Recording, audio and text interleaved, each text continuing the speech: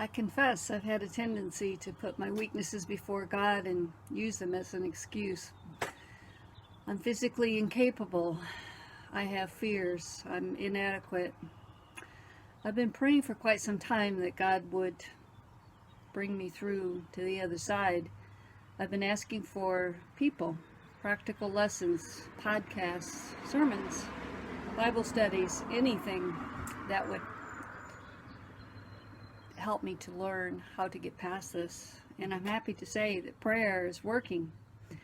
The biggest thing he's showing me is that over and over in the Bible, God is attracted to weakness. The one skill Moses didn't have and thought made him unequipped for God's call was apparently what made him attracted to God.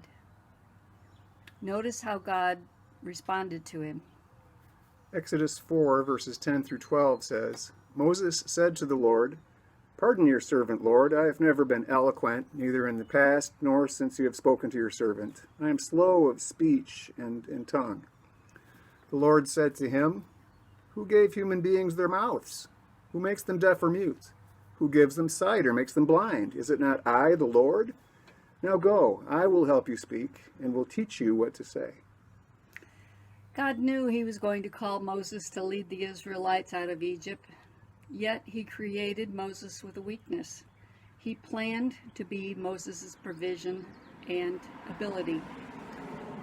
God designed my weakness so I would be open to his power. So I should not fear my limitations or try to measure my own strength. Doing these videos since the start of the COVID-19 quarantine is part of me stepping into accepting my weakness and into the Lord's strength. Jesus told Paul in 2 Corinthians 12:9, My grace is sufficient for you, for my power is made perfect in weakness. In admitting my weakness, I'm affirming God's strength. God tells us that he will fully equip us to handle whatever difficulties he allows us to come into our lives, so that we can have peace in his presence and fully trust in his strength.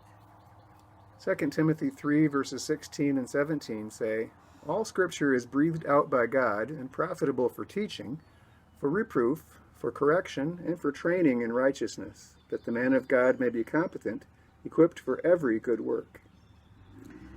I'm not blank. If you're like me, you filled in the blank with a host of essential skills and talents you're lacking, all seemingly legit reasons that you're the wrong person for the job. But our weaknesses show why we're precisely the right person, God's chosen person for the job. Listen to these verses in 1 Corinthians 1, verses 26 through 29, and be blown away. Brothers and sisters, think of what you were when you were called.